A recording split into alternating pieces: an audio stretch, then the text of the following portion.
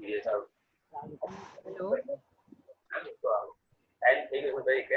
नहीं हजी हजी नहीं संभळाતું सर બેસો ને પણ તમારું નામ બોલે છે તો પેલું પૂછે તમે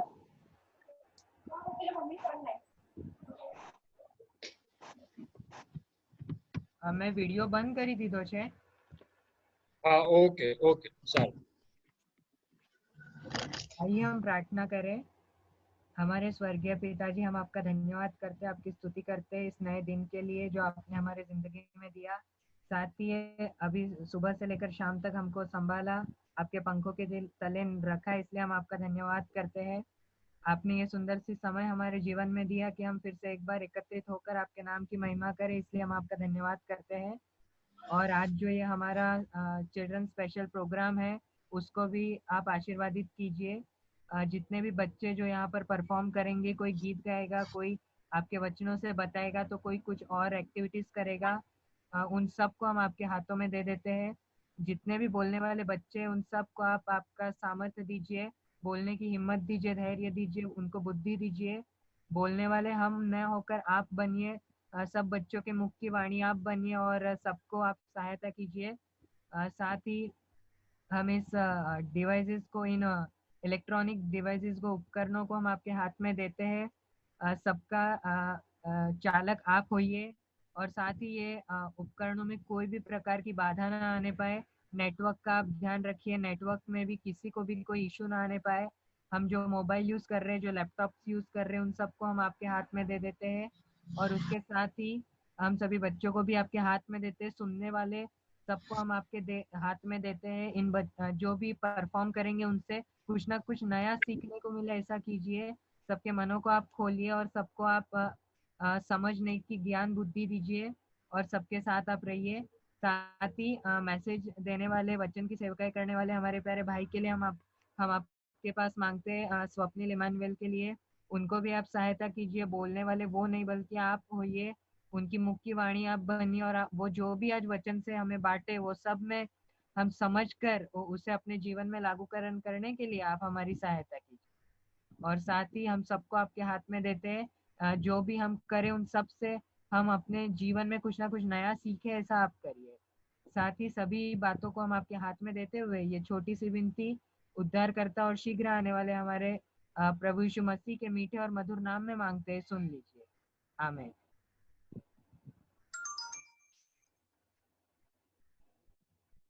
આપણો પહેલો પ્રોગ્રામ હશે જોનાથન તરફથી. જોનાથન આપણને એક સોંગ અને બાઇબલ વર્ડ્સ સંભળાવશે. હેલો, હા જોનાથન. સંભળાય છે? હા સંભળાય છે. ચાલુ કરો. હું પહેલા વર્સ બોલીશ. Okay okay. ચાલુ. I am going to speak 9 blessed things.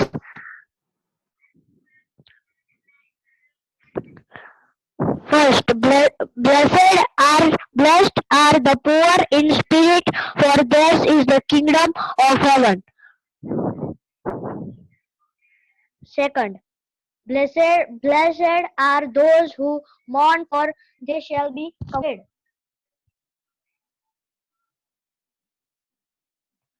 Blessed are the meek, for they shall inherit the earth. Blessed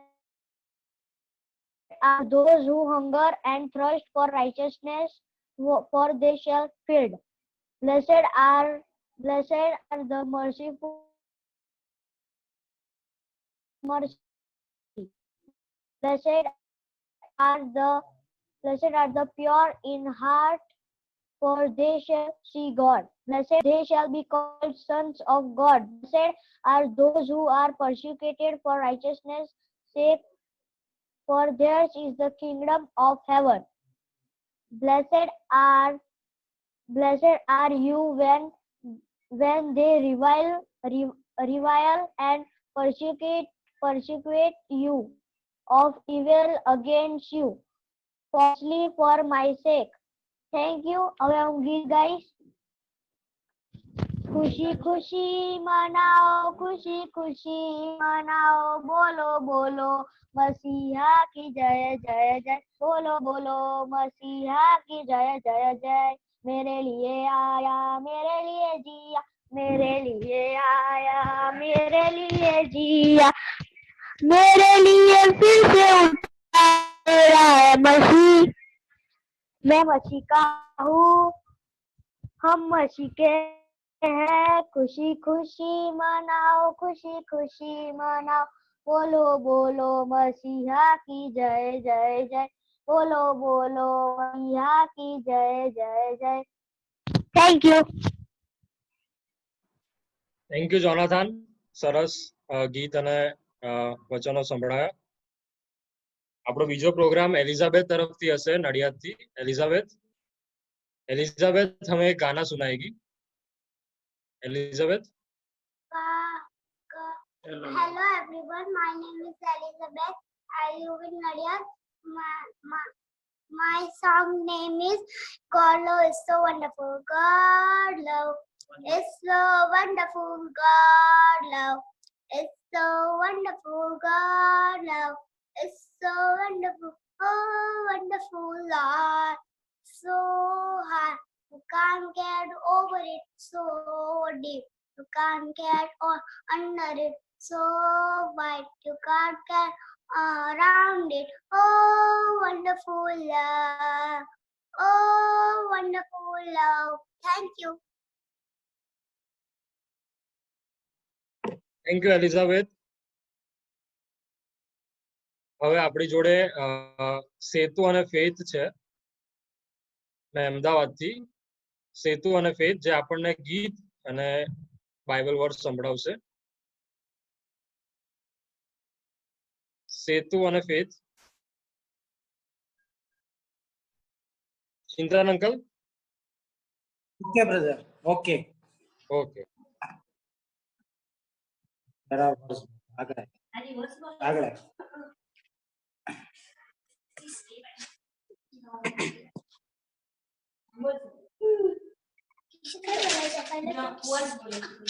कौन क्लेम्स में? The 7 claims of Jesus Christ in John. The 7 claims of Jesus Christ in John's Gospel. First, I am the bread. Jesus said to them, I am the bread of life. He who comes to me shall never be hunger, and he who believes in me shall never be thirst. Second, John 8:12. Jesus said to them again, saying, I am the light of the world. He who follows me shall not walk in darkness, but have light of life.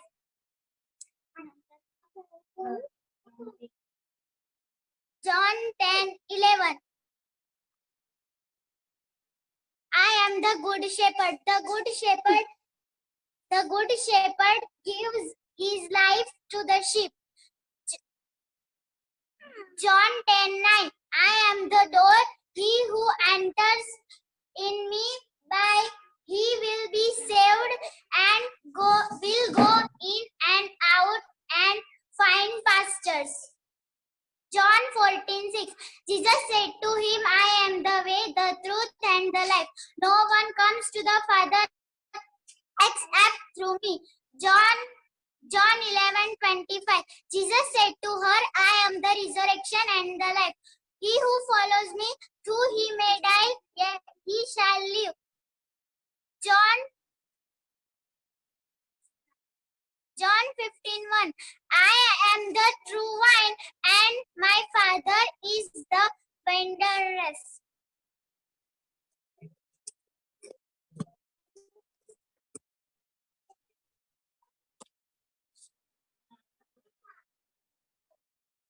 John 3:16. For God so loved the world that he gave his only begotten Son, that whoever believes in him should not perish but have lasting life. John 14:6. Jesus said to him, I am the way, the truth, and the life. No one's come to the Father except through me. John 11:25. Jesus said to her, I am the resurrection and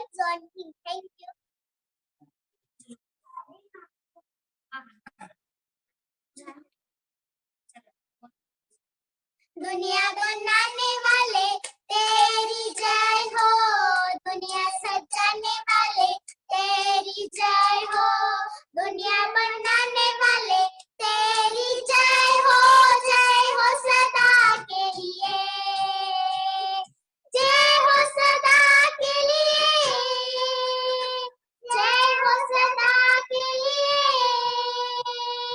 जय हो सदा के लिए, जय हो सदा के लिए। तुम्हारे कहने से ये दुनिया बनी, तुम्हारे कहने से आनी थामी, तुम्हारे कहने से ये दुनिया बनी, तुम्हारे कहने से आनी थामी, तुम्हारे जैसा चित्रकार नहीं ओ मेरे प्यारे पिता, तुम्हारे जैसा चित्रकार नहीं ओ मेरे प्यारे पिता,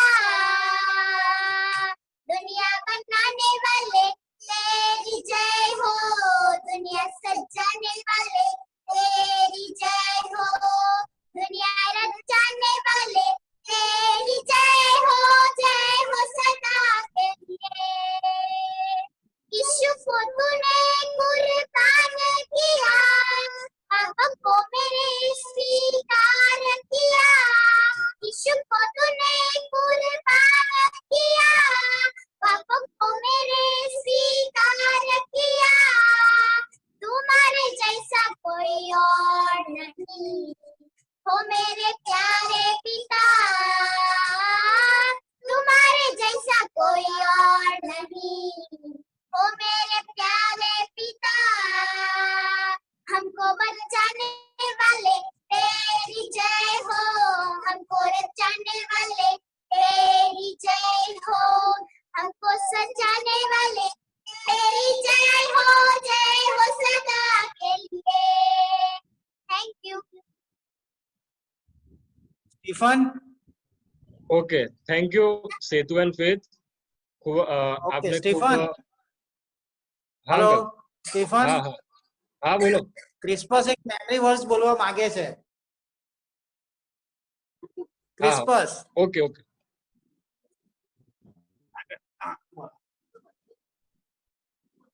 For God so loved the world, He gave only become one, that whoever believes in Him should not perish, everlasting life. 14:6. To Him, Jesus said to him, I am the way, the truth, and the life. No one comes to the Father except through me. Thank you. Okay brother.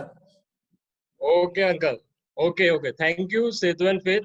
आपने बहुत ही अच्छा गीत गाया और memory verse भी हमें सुनाया। Thank you. अभी नेक्स्ट जो प्रोग्राम है वो सेबास्टियन के द्वारा है, एक सॉन्ग और एक स्टोरी। सेबास्टियन हमें एक सॉन्ग और एक स्टोरी सुनाए।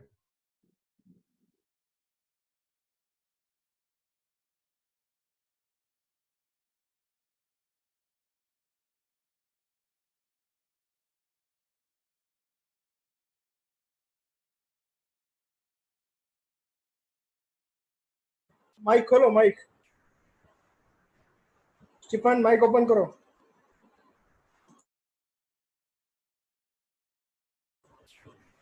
स्टीफन अवाज આવે છે?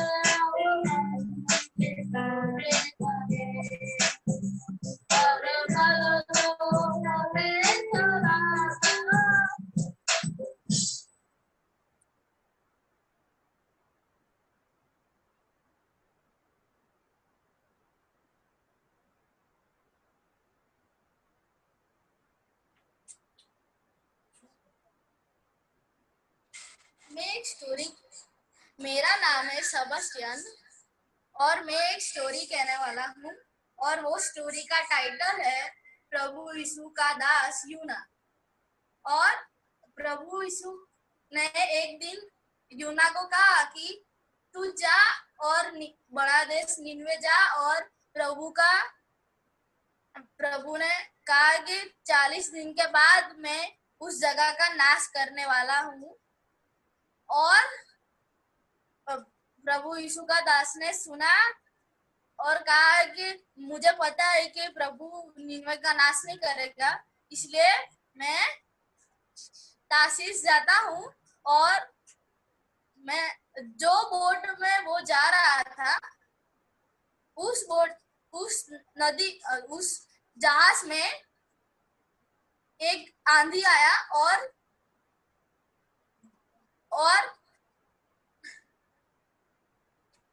तूफान आया और सब लोग अपने अपने प्रभु को प्रार्थना करने लगे। पर ये यूना सो रहा था और सबने उसको जगाया और पूछा, ये क्या कर रहा है, तू तो सो रहा है, अभी ये बड़ा तूफान आ रहा है तो भी सो रहा है।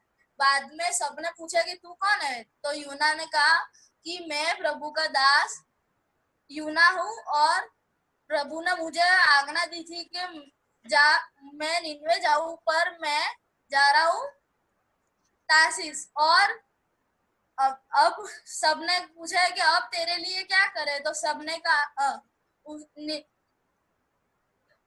यूना ने कहा कि मुझे समुद्र में डाल दो। तो सबने सोचा और सबने बाद में डाल दिया यूना को। बाद में प्रभु ने एक मछली को तैयार किया था और वो मछली को आदेश दिया था कि तू उसको निगल ले। और मछली ने उसको निगल लिया और 3 दिन और 3 रात तक प्रभु को वो प्रार्थना करता रहा। बाद में मछली ने उसको कोरी जमीन पर निकाल दिया। और फिर प्रभु ने कहा कि तू जा निनवे। तो यूना गया निनवे और सबको कहने लगा कि 40 दिन के बाद यह जगह का नाश होने वाला है, इसलिए प्रभु को प्रार्थना करो और माफी मांगो। फिर सबने प्रार्थना की, इसलिए वो जगह का प्रभु ने छोड़ दिया, नाश नहीं किया और बचा लिया। बाद में ये स्टोरी से हमको ये सीख मिलती है कि हमको प्रभु को प्रार्थना करना चाहिए। ये कोरोना वायरस में हम लोग को प्रार्थना करना चाहिए और हम लोग को प्रभु को प्रार्थना करना चाहिए। इसलिए प्रभु के लोग को विश्वास आना चाहिए और प्रभु की नाम की महिमा। आमीन। Thank you.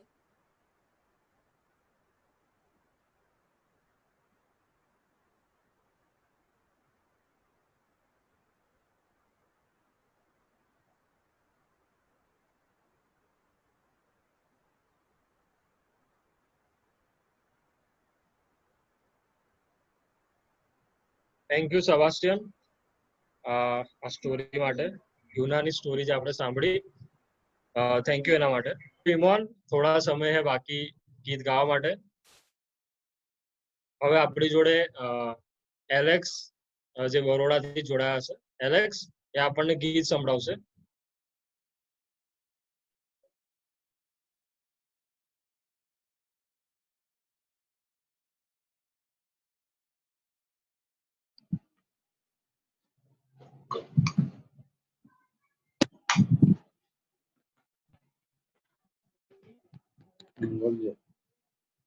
Praise the Lord. બધા સંભળાય છે ને? હા, સંભળાય. હેલો, સંભળાય છે. સંભળાય છે. Praise the Lord. મારું નામ એલેક્સ છે, હું બરોડા છું. આજે હું તમારી સમક્ષ એક હિન્દી ગીતમાલામાંથી 311 નંબરનું ગીત ગાવા માંગુ છું. तेरा प्यार है महान, तेरा महान। मैं जो पहले मुर्दा था तूने डाली मुझ में जान। तेरा प्यार है महान, तेरा प्यार है महान। मैं जो पहले मुर्दा था तूने डाली मुझ में जान। क्यों ना बोलूं फिर मैं तेरी जय जयकार, जय जयकार। क्यों ना बोलूं फिर मैं तेरी जय जयकार, जय जयकार, जय जयकार। तूने मेरे लिए क्या कुछ ना किया। जय जयकार, जय जयकार। तूने मेरे लिए क्या कुछ ना किया। मेरी सूरत बिगड़ी थी, मेरा दिल था खाली। तूने सींचा था खुद से, काटी आई हरियाली। मेरी सूरत बिगड़ी थी, मेरा दिल था खाली। तूने सींचा था खुद से, काटी आई हरियाली। क्यों ना बोलूं फिर मैं तेरी जय जयकार, जय जयकार। क्यों ना बोलूं फिर मैं तेरी जय जयकार, जय जयकार, जय जयकार। तूने मेरे लिए क्या कुछ न किया। जय जयकार, जय जयकार। तूने मेरे लिए क्या कुछ न किया। आई जीवन में खुशी, आई अपनी जिंदगी। तू है जिंदा सा पिया, तूने यह है किया। आई जीवन में खुशी, आई अपनी जिंदगी। तू है जिंदा सा पिया, तूने यह है किया। ना बोलो फिर मैं तेरी जय जयकार, जय जयकार। क्यों ना बोलो फिर मैं तेरी जय जयकार, जय जयकार, जय जयकार। तूने मेरे लिए क्या कुछ न किया। जय जयकार, जय जयकार। तूने मेरे लिए क्या कुछ न किया। अपने रूह से भर दिया, अपनी शक्ति मुझको दे, ताकि दूं मैं गवाही तेरे जी उठने की। अपने रूह से भर दिया, अपनी शक्ति मुझको दे, ताकि दूं मैं गवाही तेरे जी उठने की। क्यों ना बोलूं फिर मैं तेरी जय जयकार, जय जयकार। क्यों ना बोलूं फिर मैं तेरी जय जयकार, जय जयकार, जय जयकार। तूने मेरे लिए क्या कुछ न किया। जय जयकार, जय जयकार। तूने मेरे लिए क्या कुछ न किया। Thank you. Thank you Alex. खूब सारू गीत गाया एलेक्स है, तेरा प्यार है मान। बहुत ही अच्छा गाना गाया एलेक्स ने, तेरा प्यार है मान। आगे बढ़ते हुए हमारे साथ परवटा से मुकेश अंकल की बेटियां है और महेश अंकल की बेटियां है। वो हमें गीत और बाइबल वर्स में से प्रभु के वचन में से बाइबल वर्स सुनाएगी। Hello, praise the Lord. સંભળાય છે બધાને? હા, સંભળાય છે, સંભળાય છે। ઓકે, તો આજે હું ગીત શાસ્ત્રનો પહેલો અને બીજો અધ્યાય બોલવા માંગુ છું। ગીત શાસ્ત્ર જે માણસ દુષ્ટોની સલાહ પ્રમાણે ચાલતો નથી, જે પાપીઓના માર્ગમાં ઉભો રહેતો નથી અને જે નિંદાખોરીઓની સાથે બેસતો નથી, તેને ધન્ય છે। પણ યહોવાના નિયમશાસ્ત્રથી તે હર્ષ પામે છે અને રાત દિવસ તે તેના નિયમશાસ્ત્રનું મનન કરે છે। વળી તે નદીની પાસે રોપાયેલા ઝાડ જેવો થશે, જે પોતાના ફળ પોતાની ઋતુ પ્રમાણે આપે છે, જેના પાંદડા કદી ચીમરાતા નથી। વળી જે કંઈ કરે છે તે સફળ થાય છે। દુષ્ટ એવા નથી, પણ પવનમાં ઉડતા ફોતરા જેવા છે। ન્યાયાસન આગળ દુષ્ટ ટકશે નહીં અને ન્યાયીઓની સભામાં પાપીઓ ઉભા રહી શકશે નહીં, કેમ કે યહોવા ન્યાયીઓનો માર્ગ જાણે છે, પણ દુષ્ટોના માર્ગનો નાશ થશે। ગીત શાસ્ત્ર 2। વિદેશીઓ કેમ તોફાન કરે છે અને લોકો વ્યર્થ કલ્પના કેમ કરે છે? યહોવા તથા તેના અભિષિક્તની વિરુદ્ધ પૃથ્વીના રાજાઓ સજ્જ થાય છે। હાકીમો માહોમાએ મસલત કરે છે કે તેઓના બંધન આપણે તોડી પાડીએ, એમની દોરીઓ આપણી પાસેથી ફેંકી દઈએ। આકાશમાં જે બેઠો છે તે હાસ્ય કરશે, પ્રભુ તેઓને આકાશમાં જે બેઠો છે તે હાસ્ય કરશે, પ્રભુ તેઓને તુચ્છ ગણશે। ત્યારે તે ક્રોધમાં તેઓની સાથે બોલશે અને પોતાના કોપથી તે તેઓને ત્રાસ પમાડશે। પરંતુ મારા પવિત્ર પર્વત સિયોન પર મેં મારા રાજાને પ્રતિષ્ઠિત કર્યો છે। હું તો એ ઠરાવ જાહેર કરીશ યહોવાએ મને કહ્યું કે તું મારો પુત્ર છે, આજ મેં તને જન્મ આપ્યો છે. મારી પાસે માંગ, એટલે હું તને વારસા તરીકે વિદેશીઓને તથા પૃથ્વીની ચારે દિશાઓનું વતન આપીશ. તું લોડાના દંડથી તેઓને તોડી પાડશે, તું તેઓને કુંભારના વાસણની પેઠે અફાડીને ટુકડે ટુકડા કરશે. હે રાજાઓ, તમે સમજણ રાખો, પૃથ્વીના ન્યાયાધીશો, હવે તમે શિખામણ લો. ભયથી યહોવાની સેવા કરો અને કંપીને હર્ષ પામો. પુત્રને ચુંબન કરો, રખીને તેને રોષ ચડે અને તમે રસ્તામાં જ નાશ પામો. જેઓ તેના પર ભરોસો રાખે છે તે સગડાને ધન્ય છે. Thank you.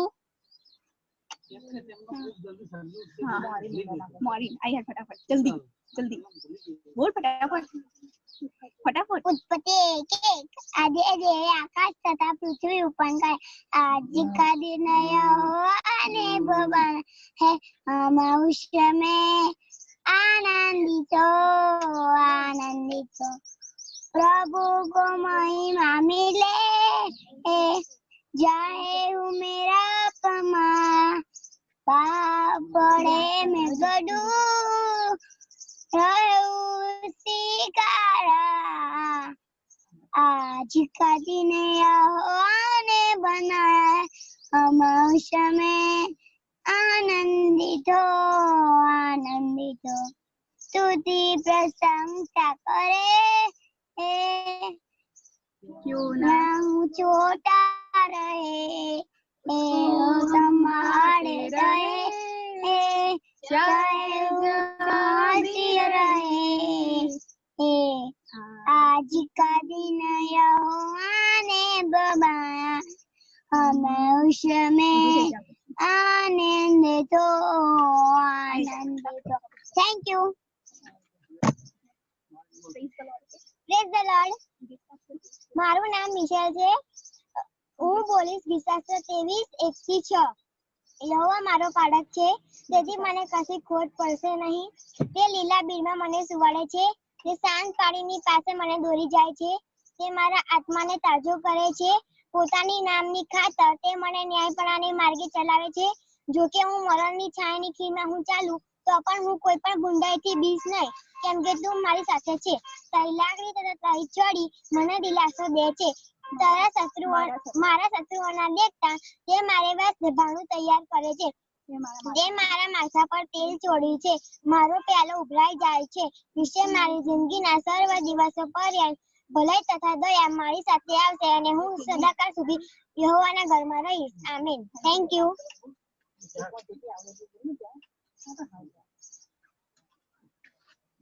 ઓકે બસ. થેન્ક યુ શીતલ, મિશેલ અને મોરીન. થેન્ક યુ મોરીન, ખૂબ જ સરસ ગીત ગાયું. Thank you. ओके, अब आप आगे बढ़શું. अब हम आगे बढ़ेंगे. हमारे साथ विल्सन है जो बाइबल में से कुछ बांटना चाहेंगे. विल्सन.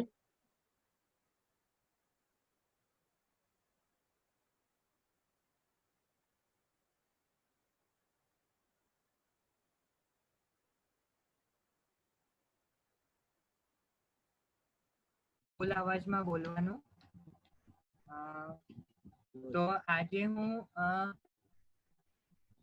હું આપણા જે ચર્ચિસ છે, જે પ્રગટીકરણમાં આપણે જે જોઈએ છે મંડળીઓ વિશે આપણે જોઈએ છે કે 7 મંડળીઓ પ્રગટીકરણમાં આપણે ઉલ્લેખ એનો જોઈએ છે. તો એ જે 7 મંડળી છે એ આપણને 7 કાળ વિશે દર્શાવે છે, 7 યુગ વિશે દર્શાવે છે. તો આજે હું એ 7 મંડળીનું તમને થોડું ડિટેલ આપીશ કે ક્યારે કેટલો કાળ હતો એનો, અને એ મંડળીમાં શું હતું અને દેવ ખુશ હતો કે નહીં. શરૂ કરીશ. એફેસસ એનો અર્થ થાય છે, એફેસસ એ પહેલી મંડળી હતી, એનો અર્થ થાય છે વાલા. અને દેવ જાણતા હતા તેમના કષ્ટ, તેમના ધીરજ અને તેઓ ખોટા શિક્ષણ વિશે જે વિરોધ કરતા હતા એ બધું દેવ જોતા હતા. એટલે દેવ એમનાથી ખુશ હતો, પણ એમની એક ફરિયાદ હતી કે તેમને પોતાના પહેલા પ્રેમને તજી દીધો હતો. સલાહ એમને પરમેશ્વરે એમ આપી કે તમે પશ્ચાતાપ કરો. અને આ મંડળી જે પહેલી મંડળી હતી એ AD 1 એટલે પેન્ટેકોસ્ટના દિવસથી શરૂ થઈ તો AD 100 સુધી હતી અને આ મંડળીમાં પ્રભુ મધ્યસ્થ હતો, પ્રભુ આ મંડળીને અંદર હતો.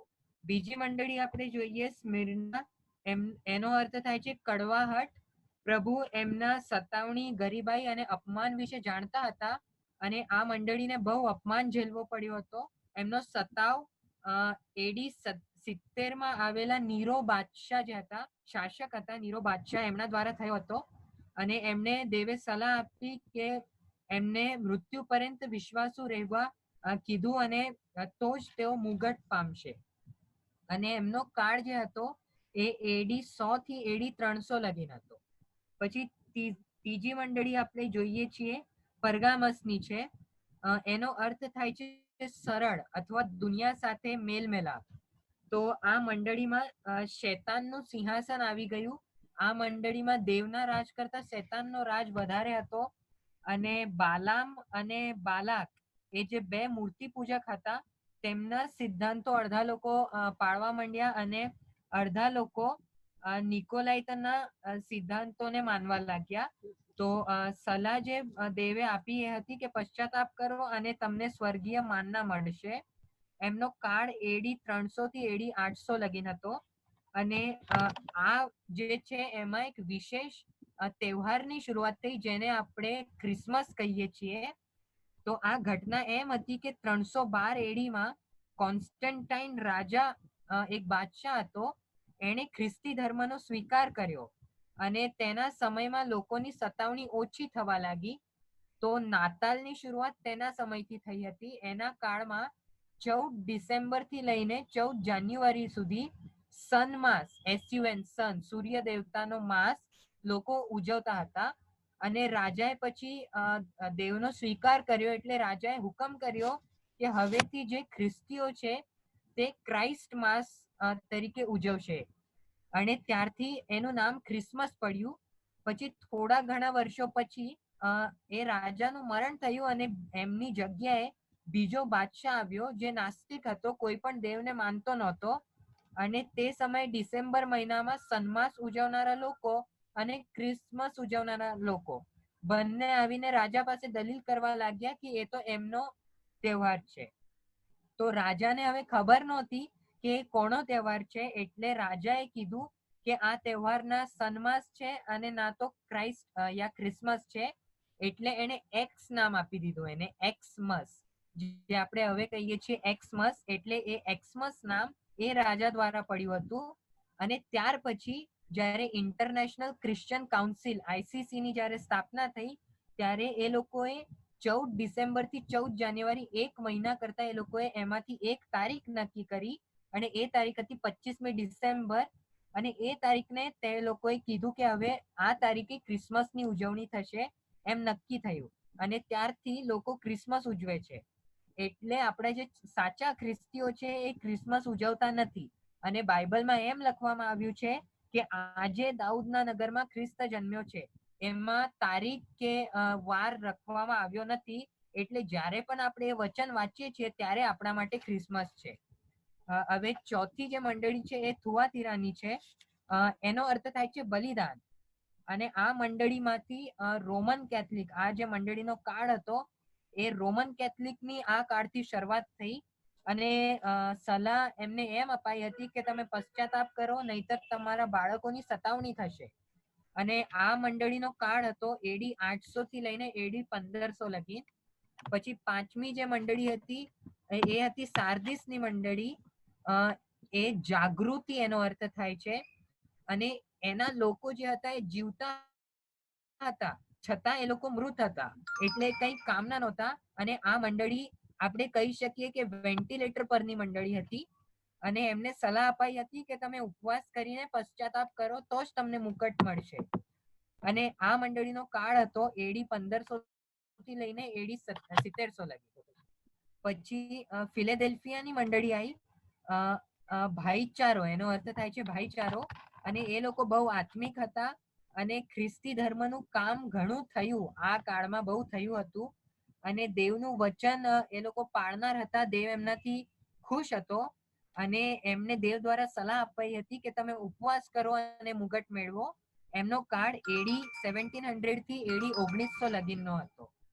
અને પછી લાસ્ટની જે મંડળી હતી એ હતી લાઓદિકિયાની મંડળી, જે હવે આપણ જે કાળમાં છીએ એ મંડળી લાઓદિકિયાની મંડળી આપણી જે મંડળીઓ છે એ એનામાં ગણાય છે. એનો અર્થ થાય છે હુંફાળું, ના ગરમ ના ઠંડુ. એટલે એ લોકો ના ગરમ હતા અને ઠંડુ હતા. એટલે ના તો એ ખ્રિસ્તમાં માનતા હતા કે ના શેતાનમાં માનતા હતા. આ મંડળીમાં માણસોનું શાસન વધારે હતું. જેમ કે એ લોકોએ બિશપ અને ડીસુ અને ફાધર સિસ્ટર્સ એ લોકોને જન્મ એટલે એ લોકોને એ માનતા હતા. ખ્રિસ્તને માનવા કરતા એ લોકો એમને વધારે માનતા હતા.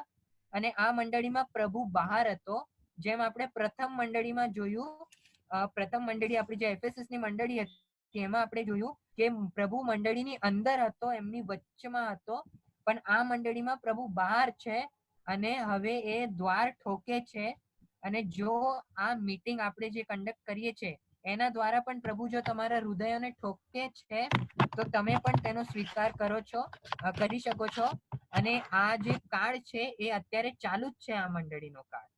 તો આ જે છે એ બાઇબલમાં પ્રગટીકરણમાં જે 7 ચર્ચીસ છે, 7 મંડળીઓ છે એના વિષય છે. અને હવે આપણને વિચાર કરવાની જરૂર છે. Thank you.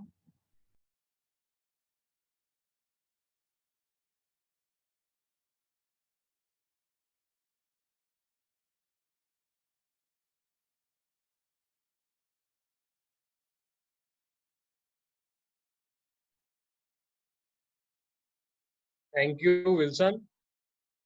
ખૂબ ખૂબ आभार विल्सन તમારો.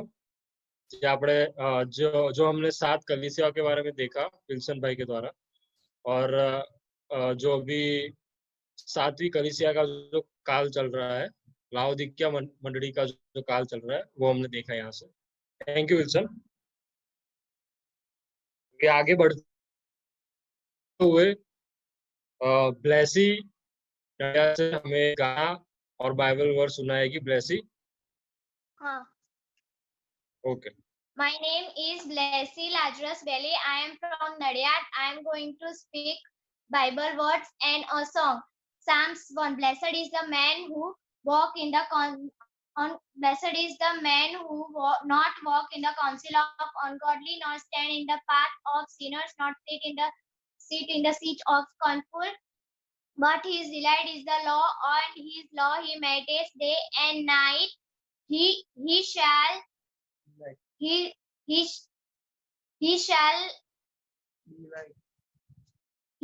like a tree planted by rivers of water, brings forth its fruit in its season, whose leaf also shall no wither. Whatever he shall prosper, but the ungodly are not so. The chaff which wind drive away, therefore the ungodly shall not stand in the judgment, nor sinners in the congregation of righteousness. For Lord knows the way of righteousness, but the ungodly shall perish. मैं गीत गावा मांगू छू. ओ आकाश सूर्य चंद्रमा स्तुति करो सारा भूमंडल. ओ आकाश और सूर्य चंद्रमा स्तुति करो सारा भूमंडल. यीशु ने तुझसे प्रेम किया, तेरे लिए अपना प्राण दिया. यीशु ने तुझसे प्रेम किया, तेरे लिए अपना प्राण दिया. नरक से आत्मा को बचा लिया, अनंत जीवन सबको दिया. हो आकाश और सूर्य चंद्रमा स्तुति करो सारा भूमंडल. अनुग्रहकारी प्रिय यीशु, धर्मी हो उसने दुख सहा, अनुग्रहकारी प्रिय यीशु, धर्मियों उसने दुख सहा, हरा दिया बैर शैतान को, मृत्यु पर यीशु विजयी हुआ। ओ आकाश और सूर्य चंद्रमा, स्तुति करो सारा भूमंडल, दूतों ने सुनाया सुसमाचार, यीशु जी उठा है जरूर। दूतों ने सुनाया सुसमाचार, यीशु जी उठा है जरूर। जगह की बातें यह समाचार, बाजे बजाते गाते जय जयकार। ओ आकाश और सूर्य चंद्रमा, स्तुति करो सारा भूमंडल। Thank you. Thank you Blessy song और बाइबल वर्स के लिए, थैंक यू। अभी हमारे साथ मिशेल है हमारे साथ। यस। मिशेल हमें एक गाना सुनाएगी। सभी को जय मसीह की। मैं प्रभु के नाम की महिमा के लिए एक गाना गाना चाहती हूँ। आवाज उठाएंगे हम, साज बजाएंगे, है यीशु महान अपना, ये गीत सुनाएंगे। आवाज उठाएंगे संसार की सुंदरता में, ये रूप तो तेरा ही, इन चांद सितारों में, है अक्स तो तेरा ही। संसार की सुंदरता में, ये रूप तो तेरा ही, इन चांद सितारों में, है अक्स तो तेरा ही।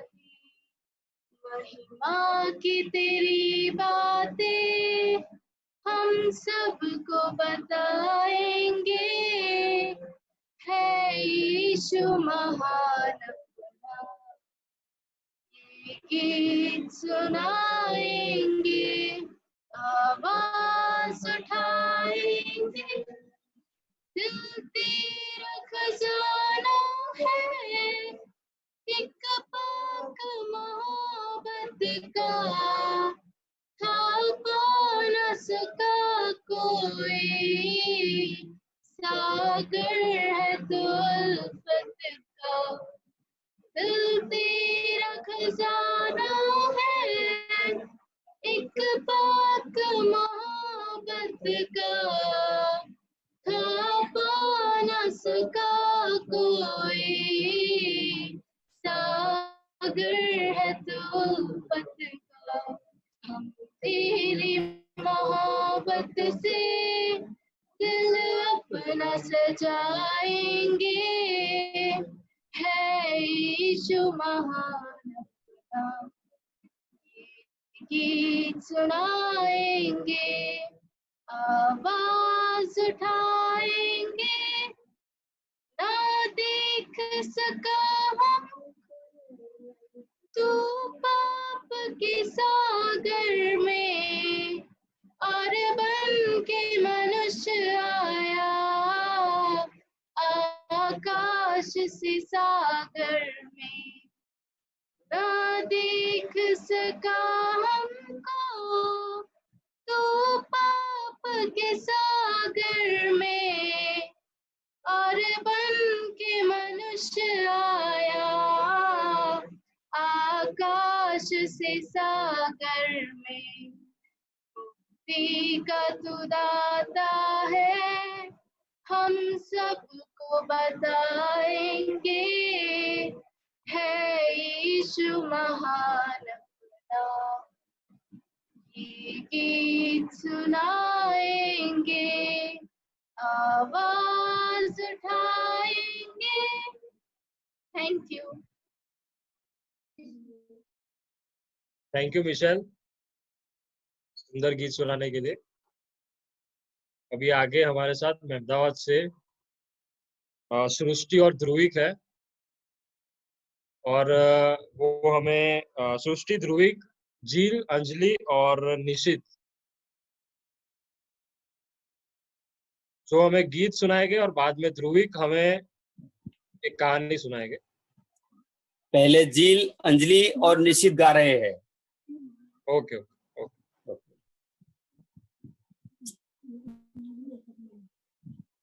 चलो start. I have got joy, joy, joy, joy down in my heart, down in my heart, down in my heart. I have got joy, joy, joy, joy down in my heart. Glory to His name. I have the peace that passeth understanding down in my heart, down in my heart. Down in my heart, I have the peace that passeth understanding down in my heart. Glory to His name. I have the love of Jesus down in my heart. Down in my heart, down in my heart. I have the love of Jesus down in my heart. Glory to His name. I know the devil doesn't like, but it's down in my heart. Down in my heart, down in my heart. I know the devil doesn't like, but it's down in my heart. Glory to His name. Thank you.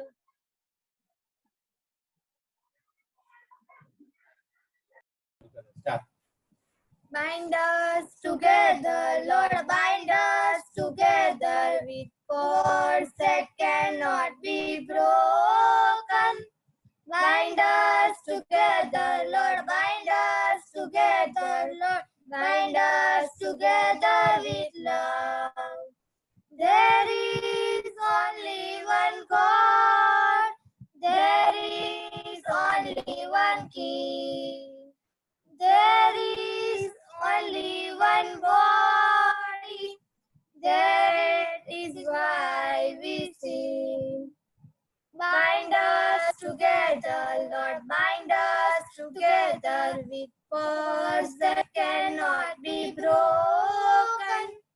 Bind us together, Lord, bind us together, Lord, bind us together with love. We are the family of God. We are the promised divine. We are God's chosen desire.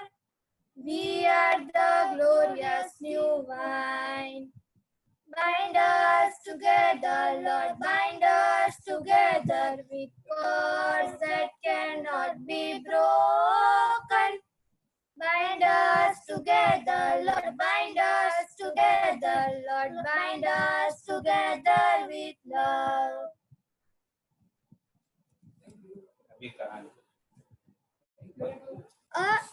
मैं ध्रुविक परमार आज आपको एक कहानी सुनाऊंगा।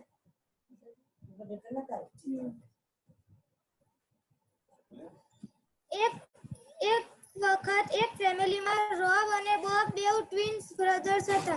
એ બેવ એક સરખા જ દેખાતા હતા। અને રોબ બાઇબલ વાંચતો હતો અને નિયમિત પ્રાર્થના કરતો હતો। એટલે એને ગુડ સારી નોકરી મળી અને એણે એનું ગુડ કરિયર બનાવ્યું। પછી પણ એની વિરુદ્ધમાં બોબ હતો। બોબના ખોટા મિત્રો મળ્યા અને દારૂ પીવા માંડ્યો અને ખોટા રસ્તે ચડી ગયો। પછી રોબ બોબને બહુ સમજાવતો, એને બહુ શિખામણ આપતો, પણ બોબ એનું કંઈ સાંભળતો ન હતો। રોબ બોબના માટે પ્રાર્થના બી બહુ કરતો હતો। એક વખત બોબ એક બારમાં ગયો દારૂ પીવા। ત્યાં એણે દારૂના નશામાં એક માણસનું ખૂન કરી નાખ્યું। પછી એ માણસનું લોહી એ બોબના શર્ટ ઉપર ચોંટી ગયું। પછી એ પોલીસથી ભાગીને રોબની જોડે આવ્યો। પછી મારા મારાથી એક માણસનું ખૂન થઈ ગયું છે અને એનું લોહી મારા શર્ટ પર ચોંટી ગયું છે. પછી રોબે બોબને કીધું કે તારું શર્ટ મને આપી દે લોહીવાળું, અને હું મારું ચોખ્ખું વ્હાઈટ શર્ટ તને આપી દઈશ. પછી બોબે એનું લોહીવાળું શર્ટ રોબને આપી દીધું અને રોબે એનું ચોખ્ખું વ્હાઈટ શર્ટ બોબને આપી દીધું. પછી પોલીસ આવી એટલે રોબ અને બોબ બેવ સરખા દેખાતા હતા એટલે લોહીવાળું શર્ટ જોઈને પોલીસે રોબને જેલમાં પકડીને લઈ ગયા. પછી એને જેલમાં નાખી દીધો. પછી બોબને બહુ ખોટું લાગ્યું કે મારા પાપની સજા રોબને કેમ મળે છે. પછી બીજા દિવસ પોલીસ રોબને કોર્ટમાં લઈ ગયા અને કોર્ટના જજે રોબને ફાંસીની સજા આપી. પછી બોબ કોર્ટમાં ગયો અને બોબે કોર્ટના જજને બધું કીધું કે મારા પાપને લીધે રોબને કેમ સજા આપો છો. મારું લોહીવાળું શર્ટ રોબે પહેરી લીધું અને એનું વ્હાઈટ શર્ટ મને આપી દીધું. તો મારા પાપની સજા એને ના આપો, અમને બેઉને ફાંસી આપો. પછી જજે કીધું કે એક ગુનામાં બે જણને ફાંસી ના અપાય. પછી બોબે કીધું કે ના. પછી જજે બોબને કીધું કે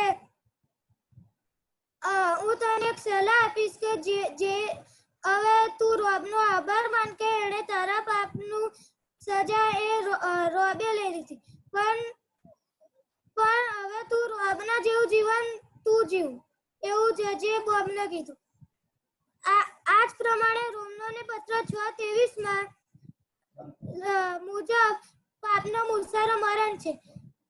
આ મરણની શિક્ષા આપણને ન મળે માટે પ્રભુ ઈસુ ખ્રિસ્ત જગતમાં આવ્યા અને એમણે તમારા અને મારા પાપરૂપી શર્ટ એમણે પ્રભુ ઈસુ ખ્રિસ્તે પહેરી લીધા. એટલે હવે આપણે શિક્ષા ભોગવવી પડશે નહીં, કારણ કે પ્રભુ ઈસુ ખ્રિસ્તે વધસ્તંભ પર શિક્ષા ભોગવી લીધી છે. તો રાહ જોશો નહીં, આજે અને અત્યારે જ પ્રભુ ઈસુ ખ્રિસ્તનો ઉદ્ધારકર્તા તરીકે સ્વીકાર કરો. આમીન. Thank you. Thank you Srishti, Dhruvi, Jheel, Anjali અને निशित. बहुत ही अच्छा गाना गाया और एक शॉर्ट स्टोरी रॉब और बॉब की सुनाई हमें ध्रुविक ने. Thank you so much. अभी स्वप्निल हमें प्रभु दी है. Okay, thank you. सबको जय मसीह की. मेरा नाम स्वप्निल इमानुएल है. मेरे पापा का नाम अनिल इमानुएल है और मैंने 21 मई 2019 में प्रभु यीशु मसीह के बारे में जाना, सीखा और उद्धार पाया.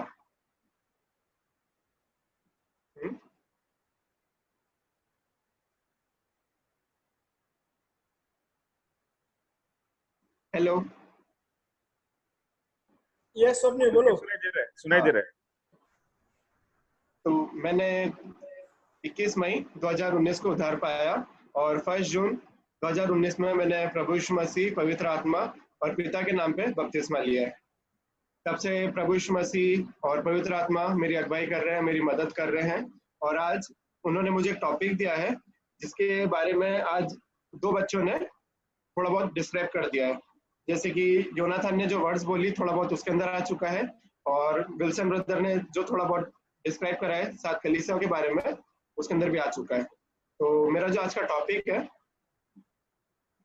वो है ब्लेसिंग्स. 1 minute screen share. आज का जो मेरा टॉपिक है वो है ब्लेसिंग्स. ठीक है. अब जब हम बपतिस्मा लेते हैं तो उसके बाद सबसे पहली जो चीज होती है वो ये होती है कि 38 ब्लेसिंग्स डायरेक्ट हमको मिल जाती है अलग अलग तरीके से, जो कि 5 अलग अलग कैटेगरीज में डिवाइडेड है. सबसे पहले जो चीज रहती है वो है हमारे रिश्ते की, पिता के प्रति. फिर दूसरा है पुत्र के प्रति. फिर तीसरा पवित्र आत्मा के प्रति. चौथा जो है वो सिन के अगेंस्ट. और 5th जो है वो सैटन के अगेंस्ट. और 6 जो है वो दूसरे लोगों के रिलेशंस के बारे में.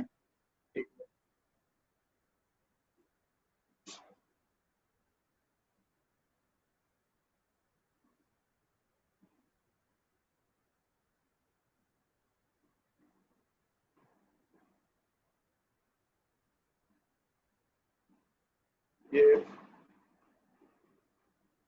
तो स्क्रीन नहीं हो रहा है, कोई बात नहीं। हाँ स्वप्निल चालू है शेयरिंग, आप कर सकते हो। हमको 38 ऐसी ब्लेसिंग्स मिल जाती है। तो आज जो मेरा टॉपिक है वो दो चीज़ों के बारे में है। सबसे पहले तो स्टार्टिंग से हमारे साथ क्या क्या ऐसी ब्लेसिंग्स मिली है, क्या क्या हमको आशीष मिली है। उसके अलावा हमको प्रभु यीशु मसीह के बारे में जानने के बाद क्या क्या आशीष मिली है। ठीक है, अभी हम देखते हैं कि अभी जो टाइम चल रहा है वो बहुत बुरा चल रहा है। सब लोग अपने अपने घरों में बंद है, लोग जो है वो अपनी मेज से दूर होते जा रहे हैं। प्रभु यीशु मसीह के जो लोग हैं, और बहुत सारे लोग जो है वो अलग अलग तरीके से सफर कर रहे हैं। बहुत सारे लोग सर्विसेज दे रहे हैं, बहुत सारे जो डॉक्टर्स है वो अलग अलग चीजों में है, बहुत सारे ऐसे लोग हैं जो अलग अलग जगहों पे फंसे हुए हैं। पर हम देखते हैं कि हमको सिखाया जाता है जब भी हमारे साथ कुछ बुरा होता है तो हमको प्रार्थना करना चाहिए, और जो जो हमको आशीषें मिली है उनको गिनना चाहिए। ठीक है, तो आज मैं आपकी मदद करूंगा कुछ उन आशीषों के ऊपर पर्दा डाल के। सबसे पहले हम स्टार्ट करेंगे एक स्टोरी से। तो एक औरत होती है जो विधवा होती है, और उसका एक छोटा बच्चा होता है, वो 2nd स्टैंडर्ड में होता है।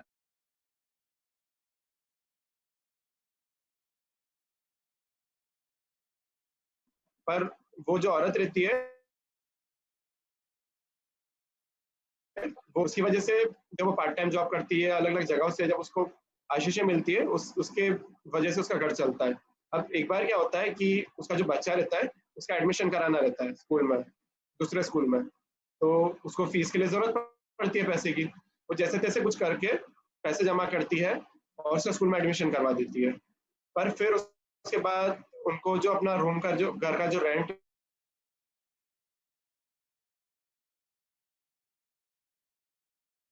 सफिशिएंट हो हम वहाँ पे शिफ्ट कर लेते हैं, ऐसा बोल के वो लोग वहाँ से शिफ्ट करते हैं। तो अपना जितना भी सामान रहता है उसको सबको पैक करते हैं वो, और दूसरी जगह पे शिफ्ट करते हैं। अब जब वो शिफ्ट कर चुके होते हैं तब उस औरत को याद आता है कि वो अपनी एक थैली, पुरानी सी जो थैली थी जिसके अंदर उसके सारे शूज थे, जूते थे, चप्पलें थी, वो वहाँ पे छूट गई है। अब उसको याद आता है तो जब उसका मकान मालिक रहता है वो उनके पास वापस जाती है। वो जाके उनसे पूछती है कि आपको क्या पे कोई ऐसी थैली पड़ी हुई मिली थी जिसके अंदर हमारे शूज और चप्पल होगी, और वो सब पड़े थे। तो मकान मालिक रहते हैं वो बोलते हैं कि वो मैंने देखा था और बहुत खराब हालत में थी, उसकी वजह से वो मैंने फेंक दी। अब वो सुन के वो बहुत ज्यादा निराश हो जाती है, क्योंकि वो जो शूज जो रहते हैं वो उसको पहन के जॉब में जाती है, और वो जो शूज रहते हैं छोटे बच्चे के वो भी उसी के अंदर रहते हैं। वो जब निराश होती है तो प्रार्थना करती है। अब जो कलीसिया के कुछ लोग रहते हैं उनमें से किसी एक को पता चलता है कि हमारे यहाँ जो सिस्टर आती है उनके साथ ऐसा हुआ है, ऐसी सिचुएशन के थ्रू गुजर रही है। तो वो अपनी कलीसिया में कुछ जो लोग हैं उनसे बात करते हैं और डिसाइड करते हैं कि हम एक काम करते हैं कि हम 2-3 शूज और चप्पल ऐसी खरीद के चुपके से जाके उनके घर के आगे रख के आ जाएंगे, तो उससे वो खुश हो जाएंगे। और इसी तरीके से वो उनको ऐसे गिफ्ट करती है। अब हम देखते हैं कि वो औरत जो रहती है, जब वो शूज उसको मिलते हैं तो लेके बहुत ज्यादा खुश होती है। वो बोलती है, प्रभु यीशु मसीह को, परमेश्वर को धन्यवाद करती है कि आपने मेरी प्रार्थना सुनी, मुझे बहुत ज्यादा जरूरत थी इन चीजों की, मैंने आपसे मांगी और आपने वो चीजें मुझे दे दी। आपकी उन आशीषों के लिए जो आपने मेरे ऊपर बरसाई है, मैं आपका लाख लाख धन्यवाद करती हूँ। ये स्टोरी थी। अभी स्टोरी में हम देखते हैं कि ये जो स्टोरी इसको हम कहीं ना कहीं अपनी लाइफ से रिलेट कर सकते हैं। हम में से हर एक की लाइफ में कभी ना कभी ऐसी प्रॉब्लम आई होगी जब या तो फाइनेंशियली या किसी चीज की जरूरत होगी, या स्कूल में किसी चीज से प्रॉब्लम हो, कुछ भी ऐसी हमको जरूरत पड़ती रहती है। और ऐसे टाइम पे हम प्रभु यीशु मसीह से, परमेश्वर से प्रार्थना करते हैं उस चीज के बारे में, और हमारी वो प्रार्थना पूरी होती है। ये चीज हमको बताती है, ये चीज हमको प्रूफ करती है कि एक तरीके से हम आशीषित हैं। अब मैं आप सबसे एक क्वेश्चन पूछना चाहता हूँ नॉर्मली, कैजुअली, कि आप में से कितने लोग हैं जिन्होंने आज दिन में खाना खाया था? सबने खाया था? दिन में नहीं खाया तो सुबह एटलीस्ट एक अच्छा सा ब्रेकफास्ट करा होगा।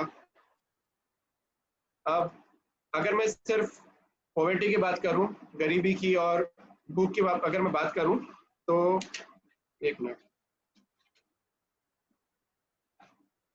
स्वप्निल शेयरिंग कर सकते हो, आपका स्टार्ट हो गया शेयरिंग। स्वप्निल शेयरिंग कर सकते हो। उसमें 815 मिलियन लोग हर साल सिर्फ भूख की वजह से मरते हैं, just because of hunger, just because of poverty.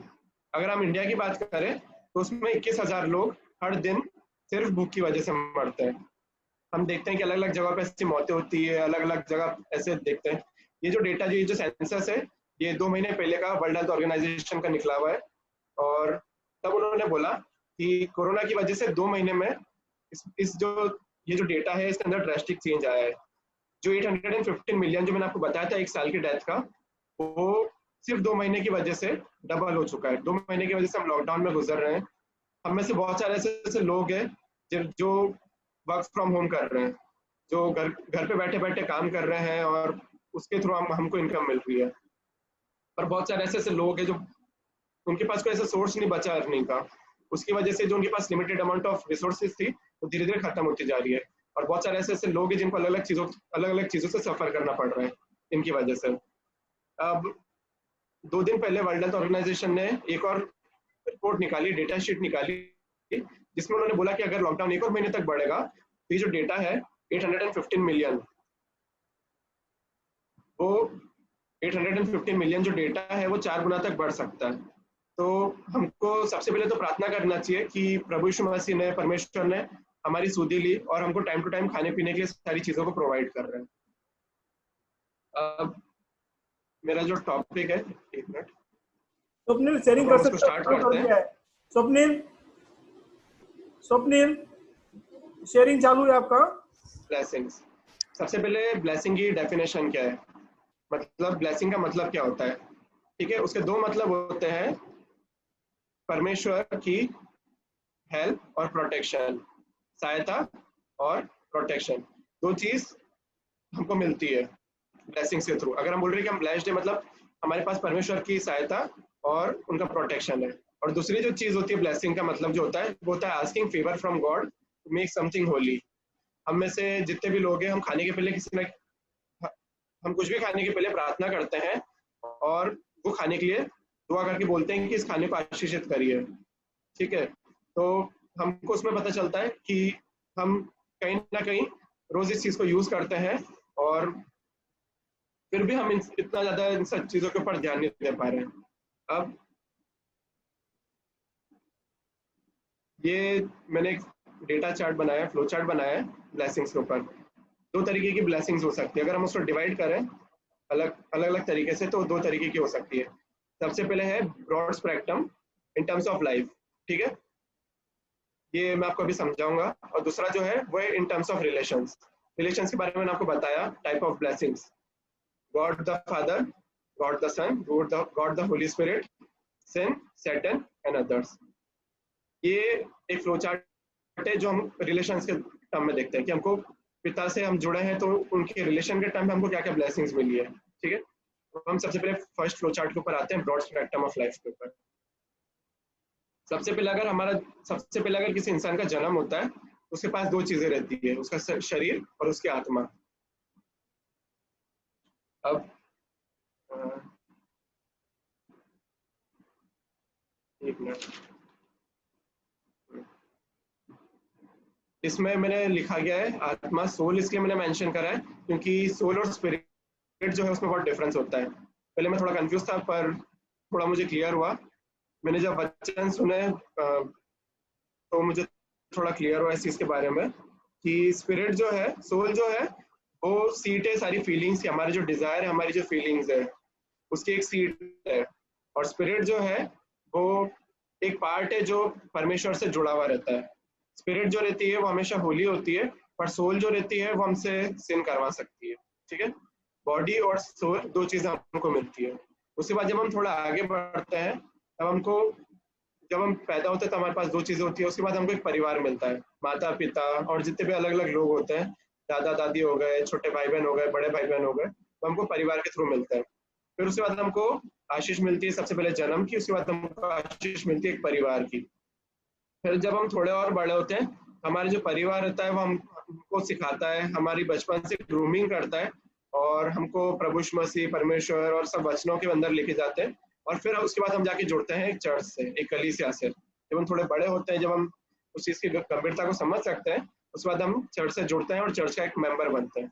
ठीक है, उसके बाद जब हम स्कूल जाते हैं तब हमको जाके पता चलता है कि हमको हमारे नेशन, हमारी कंट्री, हमारा जो क्रीड है, जो हमारा कास्ट होती है, जो क्रीड होती है उसके थ्रू भी हमको कंट्रीब्यूट करना रहता है। तो जो नेशन और कंट्री की जो ब्लेसिंग्स रहती है वो अलग होती है, ये मैं लास्ट में बताऊंगा।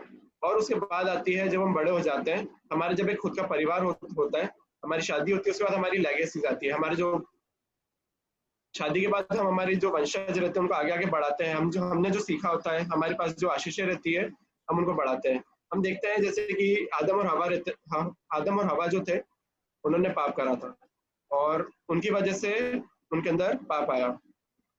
उनके बाद जो उनके बच्चे थे उनके अंदर पाप आया। उसी तरीके से पाप हमारे अंदर आया, पाप का जो बीज था वो हमारे अंदर आया और वो आगे आगे बढ़ता गया। पर अगर हम देखें तो परमेश्वर ने जो जो चीजें हमको दी है वो सब आगे आगे बढ़ती जाती है। परमेश्वर ने हमको जो आशीषें दी है वो भी हमको बढ़ती जाती है अलग अलग तरीके से। यहाँ पे हम देखते हैं कि जनरेशन ऑफ फैमिली लिखा है, लेगेसीज, और एक फैमिली लिखा है। बाइबल में हम कुछ कुछ जगहों पे ऐसे ऐसे इंस्टेंसेस देखते हैं, ऐसे ऐसे चीजें देखते हैं जहाँ पे परिवार के बारे में अलग से दिया है कि स्पेसिफिक एक परिवार के बारे में आशीष दी है, और जनरेशन ऑफ फैमिली जहाँ पे परमेश्वर ने पूरे उनके परिवार के बारे में बताया गया है, उनको आशीषें दी है। ये कुछ एग्जाम्पल से मैंने निकाल के रखा है बाइबल के लिए। अगर आप इंग्लिश पढ़ सकते हैं अच्छे से तो आप इनको इंग्लिश से डायरेक्टली पढ़ सकते हैं। Blessings in term of broad spectrum. सबसे पहले हमने देखा शरीर आता है। शरीर जो रहता है, अगर हम देखें किसी भी एक इंसान की जो नीड होती है वो 4 बेसिक नीड्स होती है: फूड, वाटर, एयर, क्लोथिंग और शेल्टर। ठीक है, क्लोथिंग और शेल्टर एक में आ जाता है। 4 ऐसी बेसिक नेसेसिटी उसकी नीड होती है। सबसे पहले अगर हम मैथ्यू 14 उसका 15 से 21वें अध्याय में पढ़े, 21वें आयत में पढ़े, तो वहाँ पे देखते हैं कि 5 ब्रेड और 2 मच्छी, 5 रोटी और 2 मच्छी के बारे में दिया गया है। यहाँ पे हम देखते हैं कि किस तरीके से प्रभु यीशु मसीह जब लोगों को, उनके चेलों को जब उसके बारे में बताते हैं, उनके वचनों के बारे में बताते हैं, तो पूरी जो भीड़ रहती है वो उनको फॉलो करती है, उनके साथ साथ जाती है। पर रात का जब समय होता है तब वो देखते हैं, जो उनके जो साथ वाले जो रहते हैं वो उनको देख के बताते हैं कि हमारे पास खाना तो है नहीं और हमारे आसपास 5000 लोग हैं, तब हम इनके लिए क्या कर सकते हैं। उनमें से एक बोलता है this is a remote place, मतलब ये हम कोई एक ऐसी जगह पे चलते हैं जहाँ पे ज्यादा भीड़ ना आ पाए ताकि हम वहाँ पे रात गुजार सके। ठीक है, फिर उसके बाद उस चीज के लिए प्रभु यीशु मसीह उनको रिप्लाई करते हैं कि इनको वापस भेजने की कोई जरूरत नहीं है। उसके बाद वो पूछते हैं कि किसके पास कुछ खाने का थोड़ा बहुत पड़ा है, तो वहां से एक व्यक्ति जो रहता है उसके पास 2 मछली और 5 रोटी रहती है। प्रभु यीशु मसीह उन चीजों को लेते हैं, पर उठाते हैं, स्वर्ग की तरफ उठाते हैं, आशीष मांगते हैं और उनको तोड़ते हैं। उसके बाद आपको पता है सबको कि वो जो खाना रहता है वो 5000 लोगों के लिए भरपूर पड़ता है, उनमें से कुछ बच भी जाता है। तो यहाँ पे अपन देखते हैं कि प्रभु यीशु मसीह जो है वो उसको आगे बढ़ा के उसको ऊपर उठा के आशीष मांगते हैं। इसी तरीके से अगर अपन देखें खाने के बारे में तो एक्सोडस, निर्गमन 16 उसका 10 से 16वीं आयत अगर आप निकाल के पढ़ें तो उसके अंदर हम देखते हैं कि जो इजरायली कम्युनिटी जो है, इजरायली लोग जो है वो रेगिस्तान में इधर से उधर भटक रहे होते हैं और वो खाने के लिए मूसा और हारून को कंप्लेन करते हैं कि हमारे पास खाने के लिए कुछ बचा नहीं है, अगर ऐसे है तो आप हमको वहीं पे छोड़ देते, हम आप पे अगर रहते पर हम भरपूर से खा पी तो सकते थे। उसके लिए मूसा और हारून परमेश्वर से बात करते हैं और परमेश्वर उनको बोलते हैं कि मैं सुबह इनको खाने के लिए रोटी दूंगा और शाम को मीट दूंगा। फिर अपन देखते हैं कि किस तरीके से अगर आप 14th आयत से अगर आप पढ़ेंगे, when the dew was gone, thin flakes like frost on the ground appeared on the desert floor. 15 में हम पढ़ते हैं when the Israelites saw it, they said to each other, what is it? For they did not know what it was. Moses said to them, it is bread the Lord has given you to eat. यहाँ पे हम देखते हैं कि ये bread है, मन्ना के बारे में बात हो रही है। ये एक ब्रेड है जो कि परमेश्वर ने तुमको खाने के लिए दी है। उसके अलावा शाम को यहाँ पे हम देखते हैं quail, the quail came and covered the camp. जो बटेर होती है वो आई, उसने पूरे कैंप को कवर करा और लोगों ने उनको हंट करा और उसके बाद उन्होंने उसको खाया। यहाँ पे अपन देखते हैं कि किस तरीके से परमेश्वर ने इजरायली लोगों के खाने के लिए पूरा अरेंज कर रखा था, उनको आशीष दी मन्ना और बटेर के रूप में। और उनको 40 साल तक आगे आगे बढ़ाया। ठीक है, उसके बाद हम गिनती 20 निकाल के उसमें देखते हैं 7वीं आयत से 11वीं आयत तक माउंट कदेश के बारे में अपन देखते हैं। यहाँ पे पानी के बारे में दिया गया है कि किस तरीके से इजरायली लोग जो थे वहां पे पानी की कमी हो रही थी, तो मूसा जो था वो गया, उसने परमेश्वर से प्रार्थना करी उस चीज के बारे में। परमेश्वर ने उसको बोला कि ये जो तेरी जो छड़ी है उसको उठा और चट्टान के पास जो माउंट कार्देश है उसके पास जा और उसको कमांड कर, तो उसमें से पानी निकल के आएगा। फिर उसके बाद अपन देखते हैं आगे कि मूसा गया, पर कमांड करने की जगह उसने वो स्टेक उठा के वो जो पत्थर है चट्टान है उसके ऊपर मारा और उसमें से पानी निकला। अब हम उसकी बात अगर बाद में पढ़ेंगे तो ये एक गलत काम हुआ था मूसा के द्वारा। मेरा जब नेक्स्ट टॉपिक रहेगा, जब मेरा नेक्स्ट मैसेज रहेगा, वो कर्जिस के बारे में, श्राप के बारे में है, जो अलग अलग लोगों के ऊपर आए थे और उसकी वजह से उनके ऊपर क्या क्या प्रॉब्लम्स हुई है। उसमें मैं आपको कवर करके बताऊंगा कि ये जो मूसा से जो गलती हुई थी उसके बाद क्या हुआ था और क्या क्या सिचुएशंस और क्रिएट हुई थी इन सब चीज़ों के द्वारा। तो हमने 3 चीज़ें देखी है। सबसे पहले हमने देखा मत्ती में कि किस तरीके से प्रभु यीशु मसीह रोटी को उठा के आशीषित करते हैं और भरपूरी से सब लोगों को खिलाते हैं। दूसरा हमने देखा निर्गमन में किस तरीके से मूसा और हारून इजरायली लोगों को परमेश्वर की आशीष के द्वारा खाना खिलाते हैं। फिर हम गिनती में देखते हैं कि किस तरीके से पानी का परमेश्वर अरेंजमेंट करते हैं। फिर हम देखते हैं पहला राजा 17 उसकी 2 से 6 आयत तक।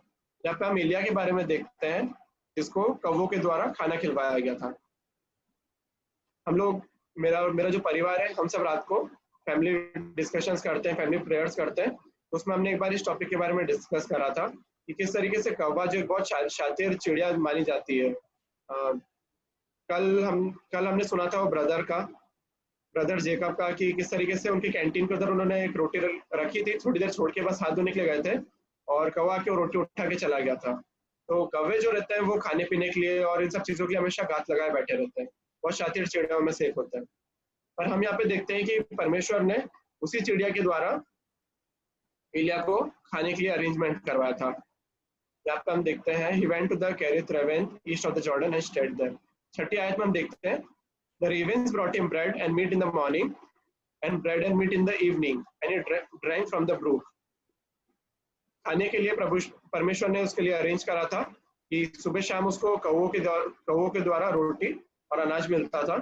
उसके अलावा उसको पानी पीने के लिए वहां पे एक जो छोटी सी नहर थी, छोटी सी एक जो ब्रुक थी, वहां से वो पानी पीता था। अब जब वहां पे पानी और खाना जब खत्म हो जाता है, जब वो सूखने लगती है, वहां पे जो ब्रुक रहती है वो सूखने लगती है थोड़े टाइम बाद, तो परमेश्वर जो रहते हैं वो दूसरा का अरेंजमेंट करते हैं एलिया के लिए। वो हम आगे उसके अंदर और वचन के अंदर जाएंगे तो हम पढ़ेंगे।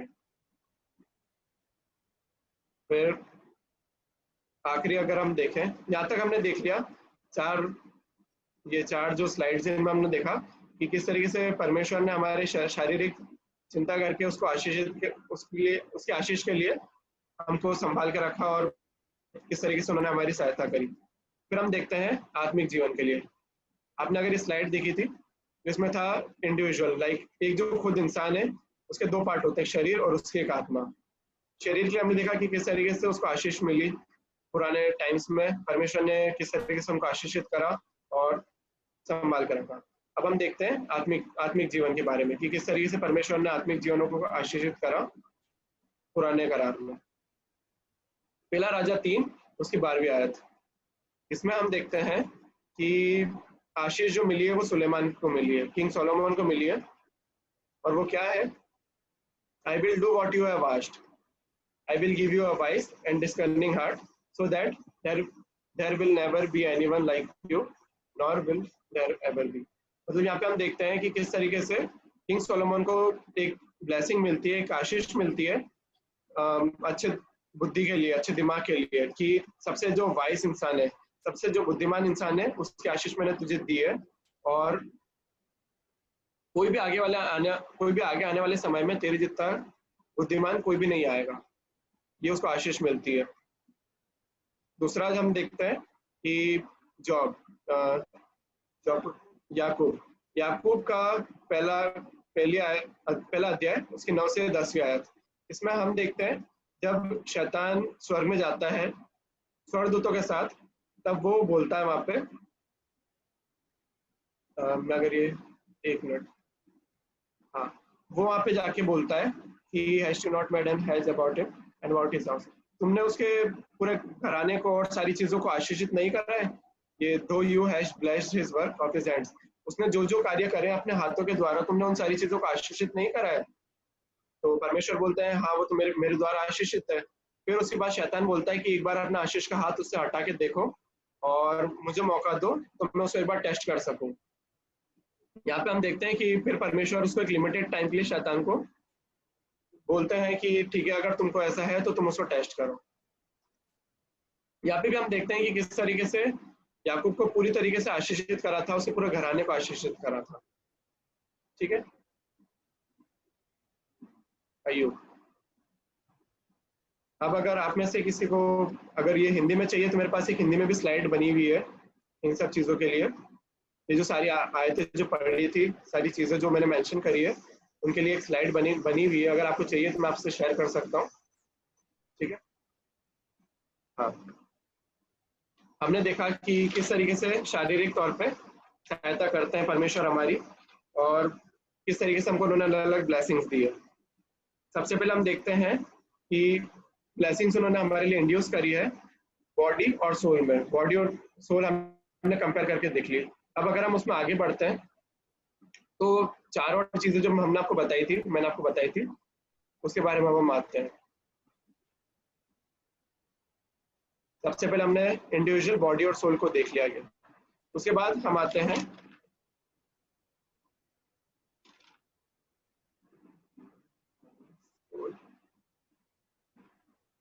परिवार, फैमिली के ऊपर। यहाँ पे दो अलग अलग डिवीजन है फैमिली के लिए।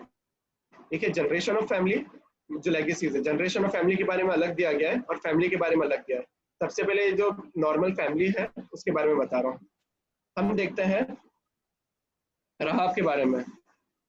अगर आप यहोशुआ 2 उसकी 4थी आयत में अगर आप पढ़ेंगे तो आप देखेंगे कि एक स्त्री है राहाब, उसके बारे में दिया गया है कि किस तरीके से जब स्पाइस होते हैं, स्पाइस जो इजरायली स्पाइस जो होते हैं वो जब जाते हैं उनको ये छुपाती है, और उसके बाद जब वो बच जाते हैं उसके बाद वो उनको आशीष देते हैं कि जब हम अटैक करेंगे तब तू और तेरा जो पूरा घराना है वो सुरक्षित रहेगा। उसके अलावा वहाँ पे जितने भी लोग हैं हम सबको खत्म कर देंगे। हम देखते हैं कि परमेश्वर जो रहते हैं वो ऑर्डर देते हैं कि सारे पशु पक्षी जितने भी लोग हैं सारी चीजों को खत्म कर देना। पर क्योंकि राहाब जो स्पाइस है उनकी मदद करती है, परमेश्वर के लोगों की मदद करती है, उसके लिए उसको ब्लेसिंग मिलती है। हम देखते हैं कि राहाब जो है उसके पूरे घराने को, उसके जितने लोग हैं उनको आशीष मिली है, वो सब बचे गए। पर उनके बाद जो भी लोग आने वाले होते हैं और जो भी होते हैं उनके बारे में कुछ मेंशन नहीं करा गया है। मतलब यहाँ पे आशीष सिर्फ राहाब और उसके परिवार को दी गई है। इसके अलावा अगर हम दूसरा देखें पहले राजा में, तो वहां पे हम देखते हैं जफरनिया के बारे में। जफरनिया एक जगह है, आपको मैंने बताया था कि किस तरीके से एलिया को मदद मिली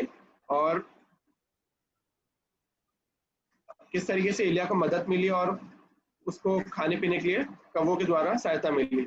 उसके बाद हम देखते हैं जब वहां पे सूख जाता है सब, तब परमेश्वर उसको आदेश देते हैं कि तू जफरनिया की तरफ जा, और जब वो गेट पे जाता है तब वो देखता है कि वहां पे एक विधवा औरत रहती है जो लकड़ियां बीन रही होती है। वो उसको बुलाता है और वो बोलता है उसको कि तू मुझे बर्तन के अंदर थोड़ा सा पानी लेके आ ताकि मैं पी सकूं। वो स्त्री जाती है और उस बर्तन में पानी लेके आती है। उसके अलावा वो साथ साथ में रोटी का एक टुकड़ा भी लेके आती है, और वो बोलती है कि परमेश्वर ने मुझे नहीं लेके आ पाती क्योंकि उसके पास कुछ होता नहीं है।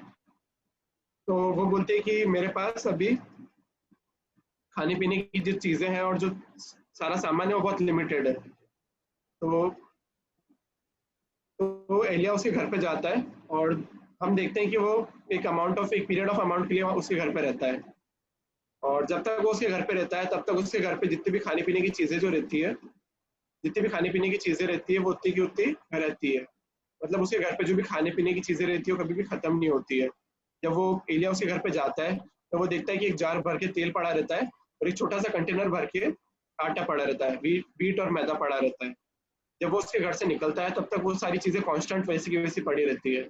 मतलब यहाँ पे वो जो स्त्री है उसको आशीष मिलती है परमेश्वर के द्वारा कि उसके खाने पीने का जो भी सामान है वो सब उतना ही भरपूर पड़ा रहता है। हम उसके बाद आगे और पढ़ते हैं कि एक और आशीष मिलती है जब उसका जो लड़का रहता है उस औरत का, वो विधवा औरत रहती है। उसका जो लड़का रहता है उसकी तबीयत खराब होती है और उसका देहांत हो जाता है। फिर उसके बाद एलिया जो रहता है वो परमेश्वर से प्रार्थना करता है और परमेश्वर उसके लड़के को वापस से जीवित कर देता है। तो यहाँ पे हम देखते हैं कि जो स्त्री है जफरनिया की, उसको किस तरीके से आशीष मिली। जब तक एलिया उसके साथ था, उसके घर पे था, तब तक क्या उसके खाने पीने की सारी चीजों की सहायता मिली, उसको उस तरीके से आशीष मिली। उसके अलावा उसका जो बेटा था, उसका जो पुत्र था जो कि मर चुका था, उसको वापस एक नया जीवन मिला, उसको उसका रिबर्थ हुआ। यहाँ पे हम उस चीज को देखते हैं। पर हम अगर देखें, अगर आगे इन सब चीजों के बारे में पढ़े तो उसके बारे में कोई मेंशन नहीं है। मतलब वो जो स्त्री थी, जब तक एलिया उसके साथ था तब तक उसको आशीष मिली, और जब वो गया उसके बाद उसके जो बच्चों के बच्चे हुए, उनकी जो वंशज थी, उनके आशीष के बारे में यहाँ पे कुछ मेंशन नहीं करा है। इसकी वजह से यहाँ पे मैंने फैमिली के लिए एक अलग से कॉलम रखा है आशीषों में। फिर अगर हम आगे बढ़े तो हम देखते हैं चर्च, कलीसिया। जैसा कि हमने देखा, ब्रदर ने हमको थोड़ा बहुत बताया कि अलग अलग कलीसिया हैं, जैसे कि एफिसुस की कलीसिया है, स्मरनिया की कलीसिया है, पेरागमन की कलीसिया है, थुआतीरा की कलीसिया है, सार्दिस की कलीसिया है, फिलाडेल्फिया की कलीसिया है और लुदिकिया की कलीसिया है। ब्रदर ने आपको बताया कि उनकी क्या क्या हिस्ट्री थी, उनका क्या क्या बैकग्राउंड था, उनका क्या क्या टाइम स्पेन था। पर उन्होंने एक चीज मिस करी जो कि मैं आपको मेंशन करके बताने जा रहा हूँ। लास्ट और लास्ट सेकंड जो उनके आयतें हैं उनमें परमेश्वर ने बोला है, उनमें से जो कोई भी विजय पाएगा, तुम्हारी कलीसिया में से जो कोई भी विजय पाएगा, उनको अलग अलग तरीके से आशीषें मिलेगी, ब्लेसिंग्स मिलेगी। सबसे पहले अगर हम प्रकाशित वाक्य 2 खोलेंगे, उसके अंदर हम देखते हैं कि इफिसुस की कलीसिया है। उसकी 7वीं आयत के अंदर हम देखते हैं fruit from the tree of life. यहाँ पे जो वरदान, यहाँ पे जो ब्लेसिंग है वो है fruit from the tree of life. जो जीवन का जो वृक्ष है, जो कि हम देखते हैं उत्पत्ति में, अगर हम देखते हैं अदन की वाटिका, उसमें भी हम देखते हैं कि एक ट्री ऑफ लाइफ था, जो कि बाद में उसके बारे में कोई मेंशन नहीं हुआ। वही सेम चीज अगर हम लास्ट जो आयतें हैं उनमें देखेंगे, लास्ट जो अध्याय है उनमें देखेंगे प्रकाशित वाक्य में, तो इसका हमको मेंशन मिलता है। रेवल्यूशन, बुक ऑफ रेवल्यूशन के अंदर मेंशन होता है। उसके बाद स्मरनिया की कलीसिया है, उसको हम देखते हैं प्रकाशित वाक्य 2 उसकी 11वीं आयत में, the one who conquers will not be hurt by the second death. हम प्रकाशित वाक्य में अगर और आगे पढ़ेंगे तो उसमें हम देखेंगे द ग्रेट ट्रिब्यूलेशन आएगी, जो 7 साल का जो समय आएगा, उसके बाद अलग अलग अथाह कुंड जो रहेगी वो खुली जाएगी, द बॉटमलेस पिट वो खुलेगी। उसके बाद शैतान, एंटी क्राइस्ट और अलग अलग चीजों के बारे में वर्णन किया गया है। हम देखते हैं कि कलीसिया जो उससे पहले उठा ली जाएगी। यहाँ पे हम देखते हैं स्मरणा की जो कलीसिया, उसके बारे में दिया गया है कि जो दूसरी मौत जो है वो उसको नहीं मिलेगी। बहुत सारे ऐसे लोग हैं उस टाइम पे, ट्रिब्यूलेशन के टाइम पे, जो अपने हृदय को, अपने मन को और कठोर कर लेंगे। उन सब पीड़ाओं की वजह से, उन सब प्रॉब्लम्स की वजह से खुद के मन को, खुद के हृदय को और कठोर कर लेंगे। उसकी वजह से प्रभु यीशु मसीह, परमेश्वर और उनके जो वचन है उसको वो और जो उनको ग्रहण करना चाहिए उससे दूर होते जाएंगे। यहाँ पे हम देखते हैं कि अगर उनमें से कोई ऐसा है जो उनको ग्रहण कर लेगा, उसको दूसरी मौत नहीं दी जाएगी। जब पुस्तक खुली जाएगी और हमारे बारे में जजमेंट होगा, जब जजमेंट डे होगा, उस टाइम पे बहुत से लोगों को अलग अलग तरीके से जज करा जाएगा। अब उसके जो ब्लेसिंग्स उसके बारे में भी और आगे पढ़ते हैं। पेरागमन की जो कलीसिया है वो प्रकाशित वाक्य 2 उसकी 17वीं आयत में हम देखते हैं, उनको hidden manna and white stone with name written on it, उनको जो छुपा हुआ मन्ना है, मन्ना हमने अभी थोड़ी देर पहले देखा कि स्वर्गीय जो रोटी है उसके बारे में डिस्क्रिप्शन दिया है। उनको वो मन्ना मिलेगा और सफेद स्टोन। हम देखते हैं कि मन्ना जो है वो उठा लिया जाता है वाचा की संदूक के साथ। मन्ना की जो आशीष है वो उनको बाद में नहीं मिलती है। बाद में हम बाइबल में देखते हैं कुछ भी प्रॉब्लम होती है, जैसे कि एलिया को जो प्रॉब्लम हुई थी तो कौवों के द्वारा उसको खाने के लिए चीजें मिली। परमेश्वर अगर चाहते तो मन्ना भी दे सकते थे, पर मन्ना के बारे में और कहीं डिस्क्रिप्शन नहीं आया है, कोई उसके बारे में और कहीं जिक्र नहीं हुआ इस चीज के बारे में। मन्ना जो है वो एक पवित्र रोटी है जो पैरागमन की कलीसिया के जो लोग हैं जो उनके वचनों के ऊपर जाएंगे और सफल हो जाएंगे, विजय प्राप्त करेंगे, उनको वो मन्ना मिला जाएगा स्वर्ग में। उसके अलावा उनको एक श्वेत पत्थर मिलेगा जिसके ऊपर उनका नाम लिखा जाएगा, ये उनको आशीष मिलेगी। थुआतीरा की जो कलीसिया है, और प्रकाशित वाक्य 2 उसकी 28वीं आयत में देखते हैं, उनको वो जो मॉर्निंग स्टार है, मॉर्निंग स्टार के बारे में एक और डिस्क्रिप्शन भी है, हम और भी जगहों पे देखते हैं मॉर्निंग स्टार के बारे में, बाइबल में दिया गया है। वहां पे लिखा गया है कि थुआतीरा की जो कलीसिया है उनको मॉर्निंग स्टार की तरह शाइन करने का मौका मिलेगा। सर्दियस की कलीसिया है, प्रकाशित वाक्य 3 उसकी 5वीं आयत में देखते हैं कि परमेश्वर प्रभु यीशु मसीह जो है वो उनके नामों के बारे में वर्णन करेंगे उनके पिता के सामने, कि उनके हमारे जो नाम है वो लेके करेंगे। फिलाडेल्फिया की कलीसिया है, उसमें जो लोग जो रहेंगे, जो विजय प्राप्त करेंगे, उनका एक नाम का वो बनेगा, पिलर बनेगा परमेश्वर का जो मंदिर है उसके अंदर। उसके अलावा उनके ऊपर परमेश्वर का नाम लिखा जाएगा, उनका जो सिटी है, सिटी ऑफ गॉड है, स्वर्ग जो है उसका जो नाम है वो उनके ऊपर लिखा जाएगा। नया यरूशलेम जो है, जो प्रकाशित वाक्य में देखते हैं हम, जो आने वाला है, उसके बारे में डिस्क्राइब करा गया है कि उसका नाम उनके ऊपर लिखा जाएगा। और प्रभु यीशु मसीह जो है उनका जो नया नाम है वो उसमें लिखा जाएगा, उनके पास लिखा जाएगा। हम देख सकते हैं कि एक स्पेशल आईडी कार्ड या ऐसा कुछ हो सकता है जिसके ऊपर इन सब चीजों के नाम लिखे जाएंगे और वो उनको as a gift, as a token दिया जाएगा। उसके बाद लास्ट जो कलीसिया है, लौदीकिया की कलीसिया है, हम देखते हैं प्रकाशित वाक्य 3 उसकी 21वीं आयत में कि जिस तरीके से प्रभु यीशु मसीह ने अपना कार्य करा और वो अभी परमेश्वर के दाहिने हाथ विराजमान है, वैसे जो लोग लौदीकिया की कलीसिया, जैसे हम देखते हैं कि वो अभी ना तो ज्यादा गर्म है ना ज्यादा ठंड है, ना तो ज्यादा प्रभु यीशु मसीह के वचनों के अंदर है, ना वो ज्यादा शैतान के पास जा रहे हैं। हमने देखा कि किस तरीके से प्रभु यीशु मसीह जो है वो कलीसिया से दूर निकले हुए हैं, कलीसिया से दूर है, कलीसिया के बाहर है। प्रभु यीशु मसीह बोलते हैं, अगर तुम मेरे वचन को मानोगे और अगर तुम मुझे स्वीकार करोगे तो तुम्हारे लिए एक सिंहासन मेरे पास रखा जाएगा। तो जैसे हम देखते हैं कि अलग अलग टाइप से हमको ब्लेसिंग्स मिलती है, इंडिविजुअल के लिए बॉडी और सोल, कलीसिया के लिए फैमिली, जनरेशन और फैमिली लेगेसीज। हम इसमें देखते हैं, अभी टाइम थोड़ा सा कम है, तो ये लेगेसीज जो जनरेशन ऑफ फैमिली और नेशन और कंट्री, अगर मुझे मौका मिला तो मैं आपको नेक्स्ट उसमें समझा सकता हूँ। और ये इन टर्म्स ऑफ रिलेशन जो पूरा टॉपिक है, जो पूरी 38 जो ब्लेसिंग्स है, ये मैं आपको नेक्स्ट अध्याय में, नेक्स्ट उसमें बताऊंगा। अभी मैं यहीं पे खत्म करना चाहता हूँ।